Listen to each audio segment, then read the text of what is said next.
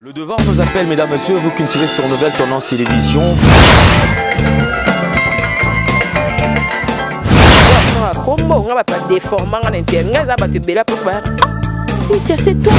Avantage de la spiritualité, que la spiritualité est donc qu'ils allaient pouvoir absolu.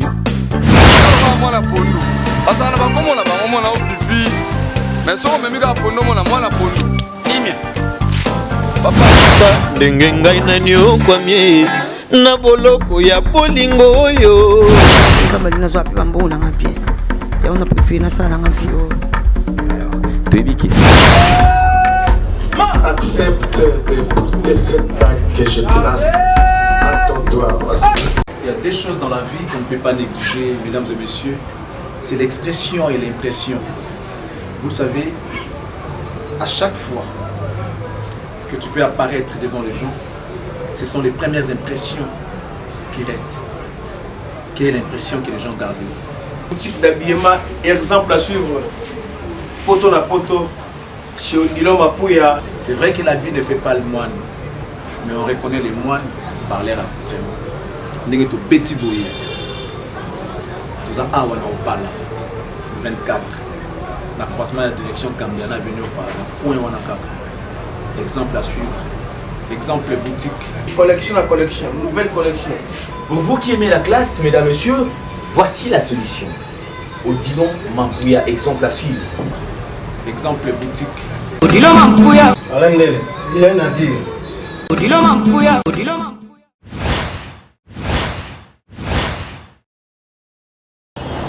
Bandeko Nyon, surtout vos zones en sur Nouvelle Tendance Télévision, culture d'excellence au rendez-vous,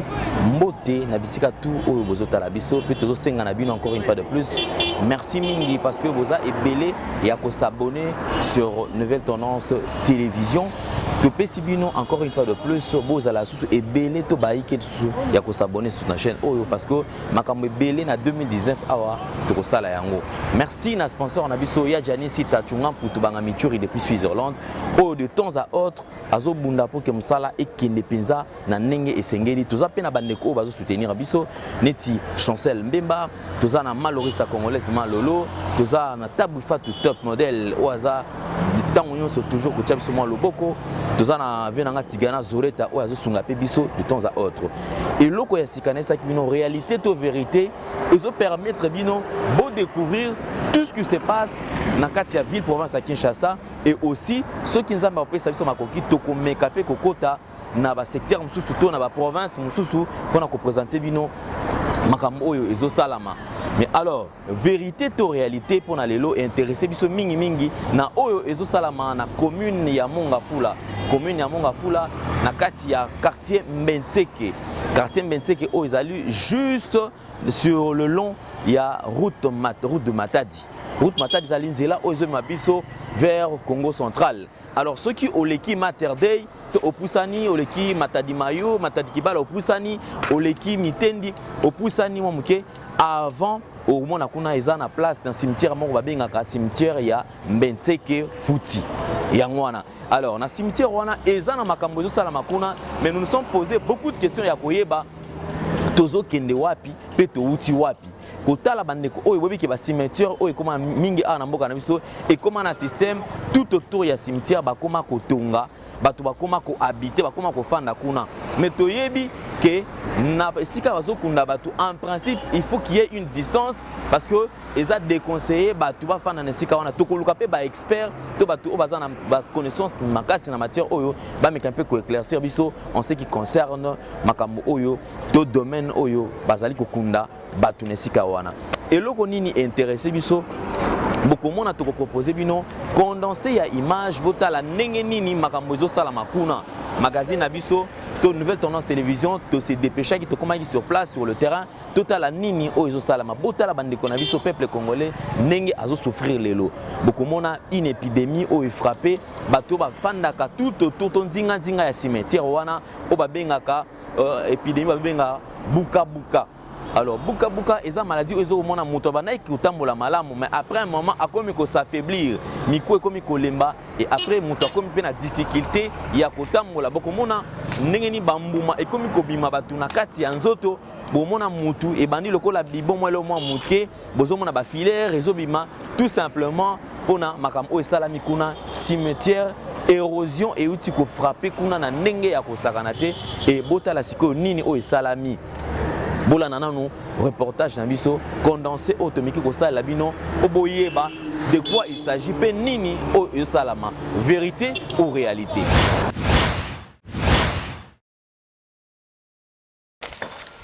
Érosion moko ya munene esalama awa na cimetière ya Mbetseke Futi na commune ya Mongafula cimetière oyo bato ebele bayebi pe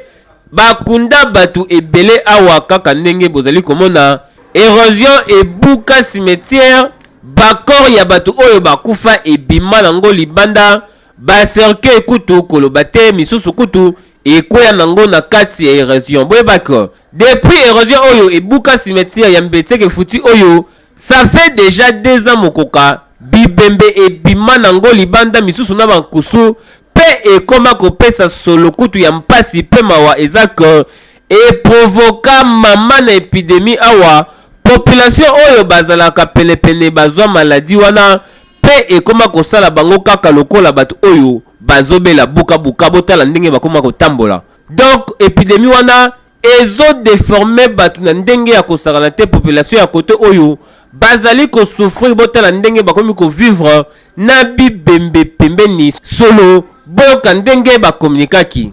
mais côté le so bon biso ka cimetière érosion après tout ba solo ba former les opesa bato maladie ya makolo maladie ba benga buka buka l'état sikaya biso tozela ka l'état sikaya lokola ye c'est la biso caniveau nano ba kunda nano ba serike pour biso toza opposante biso toza ba peuple la buka buko ezo beta biso makasi ezo sa so makolo pasi non sa makolo peno ko tambola te maboko nzoto nyoso pasi bon ba yo lukile suka solution pour na libulu esami na cimetière po ezo ko bakaka ezo matapeti prince monsieur ezo kata ekota na katikati ya cimetière pe ba ka ko bonisa problème papa eza érosion oyo donc tala bato bazokende baserkei eza na libanda bon tolembi ndeti mokonzi ya mboka nde aye abongisela biso érosion oyo toki nazoyebisa leta congolaise nini yo moko ozomona awa nde toza awa tala nano bacimetière ozomona baserkei kuna te baserkei libanda mipepe nyonso na banzoto na biso dongi nde toza kaka na pasi ezosala makolo kolenga makolo koswa badouleur na mabolongo mutu kobeta ezobimisa lokola filaire na nzoto kokwanza fièvre makasi donc soki kaka ezwi yo koti na ndako na bana mike na bamikolo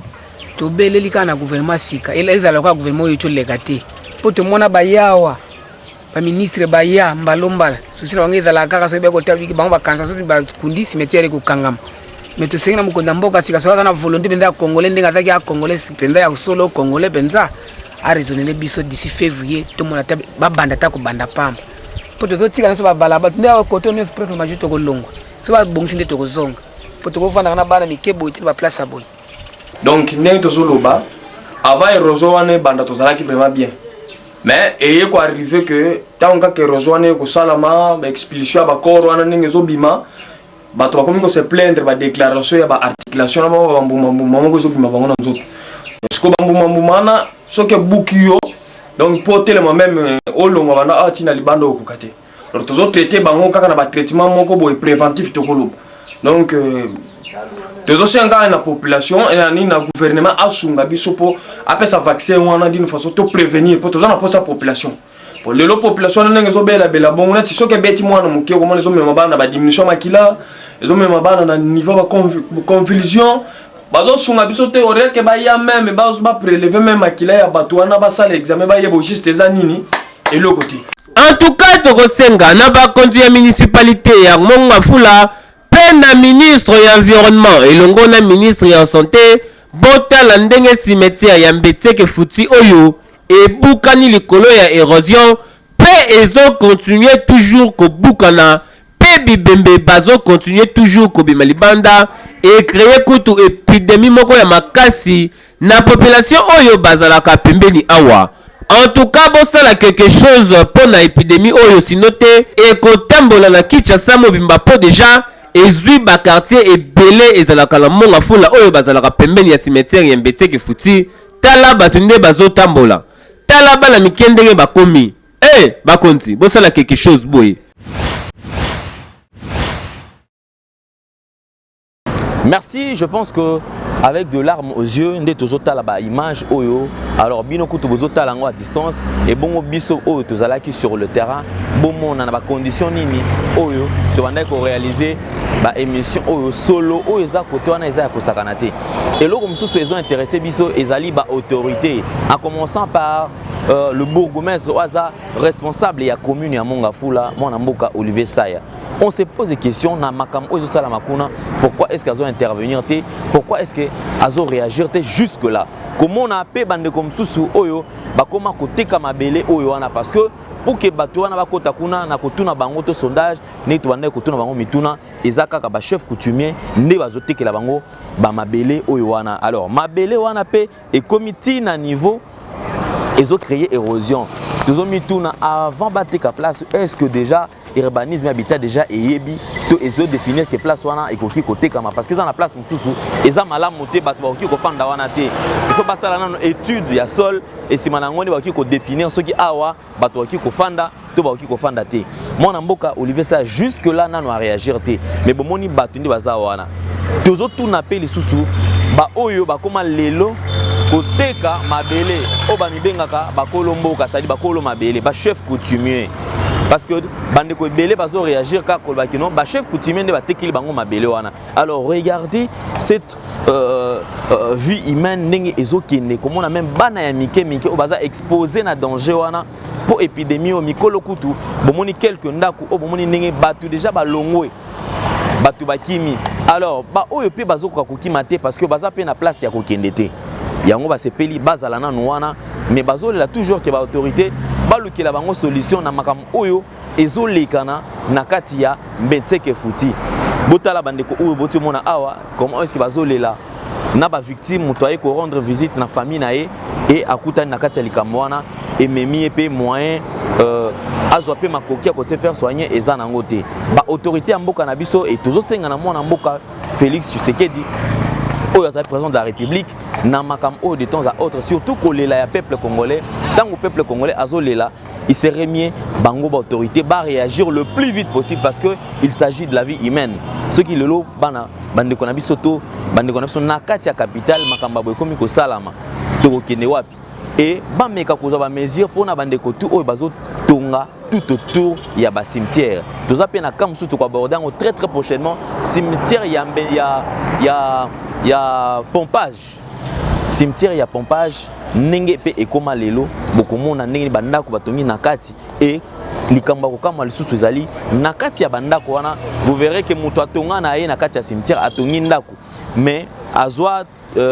pierre tombale ya bato ndenge za wana tombo wana babongisi yango kitoko ekoma nango esika mo bazotiela ba lait de beauté ekoma lokola table na bango to mesa na bango o batielaka biloko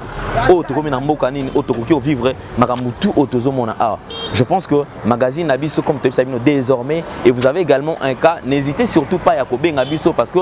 Alidor lui et Tramontina aza disponible pour na osala musalana et également Jordan Panzou Bazawana au jour pour na kokita sur terrain peu kozwa makambo oyo ezolekana bokomona kape ya Kisenso ndenge bato ebele lo bakoma kolobela Kisenso bokotala Kisenso ekoma na niveau nini et tokokita lisusu na njili na mwa kati po boyeba ndenge nini makambo ezosala makuna mais magazine oyo ezali ya proximité ezali magazine oyo eza poche na bino nyonso tout ezopermettre peuple congolais ayeba réalité to vérité oyo sur makambo oyo ezoleka na kati ya mboka na biso na banzi mpona lelo tokomi na biso na suka tozokabwana mingi tokopesa merci na bato tout oyo bazobunda pour que Nouvelle Tendance Télévision ekende liboso mingi tokopesa sous merci na ba oyo bazo continuer ko s'abonner encore sur Nouvelle Tendance Télévision et également nous vous signalons à travers magazine oyo oza pe na besoin yo oye pona ko investir na kati ya mboka na biso okoki pe ko lexa ba élément na awa to koleka na magazine na biso pour permettre ba imboka ba yeba nini oyo omemeli bango parce que tozo tuna kaka mboka au RDC pour ekene liboso la première des choses ezo sengana no ba fils digne ya mboka oyo bango moko bazala sensibiliser pe basangana ndambu o bazana ngo baya nango pona kotonga pona reconstruction ya mboka na biso. Alors on n'a pas besoin seulement ya kosala ba fausse accusation to ya kofinga ba autorité, mais il est temps biso nyonso tout sangana la main dans la main afin que mboka na biso pe ekende liboso tozo interpeller lisusu pe ba autorité mususu, c'est-à-dire biso a to salaka musala ba image tant tozo proposer ngo ezana but mon côté ya connuire partie X to Y, mais seulement ezaka kapona ko like ça et beaucoup mon appel ba image mususu ezala kaka teke bol ba kapto la ça côté mabe ceux qui vont pe moto sali eloko na ya malamu akoleka pe awa ba plateau sur plateau na biso toza biso très ouvert pona koyamba mutu nyonso tout oyo azana besoin ko sala na biso dans les jours à venir to kopesa biso bino nouvelle adresse na biso oyo kozala juste kaka na matongi awa sur Imka o désormais nouvelle tendance et kozala kuna na bâtiment na biso ya sika tozo bongisa pour de permettre bino koya malamoko ozi numéro na biso pe okiti na siège pona kozwa ba image na makamtu ezo salama. Alors tokomi na suka merci mingi na Alidor Luyeye Ramontina donc pona musala sala merci encore une fois de plus na ndeko na biso Jordan Panzou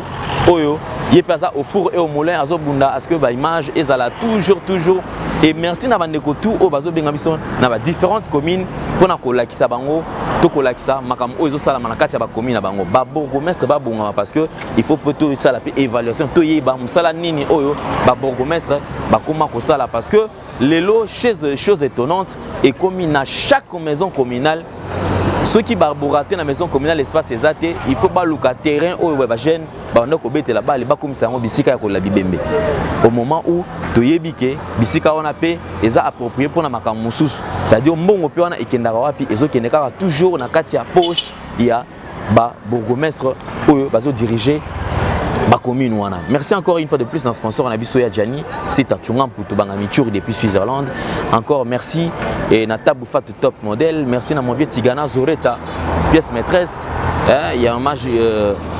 Gisèle. Merci P les sous-souna mon vieux Odilo Mampou exemple à suivre ya Rachel Mosolongo. Merci na bande cognon surtout ba combattant tozo bosanaté parce que la lutte continue. Combattant il faut la kaka mouvement, il faut la kaka pour permettre pe tant alternance ces salama total à côté mabezali il faut qu'on gagne parce que mboka na biso ezana besoin kaka et kende liboso pour na lelo to suki awa. Merci mingi bo s'abonner encore sur Nouvelle Tendance Télévision, culture d'excellence au rendez-vous, vérité ou réalité.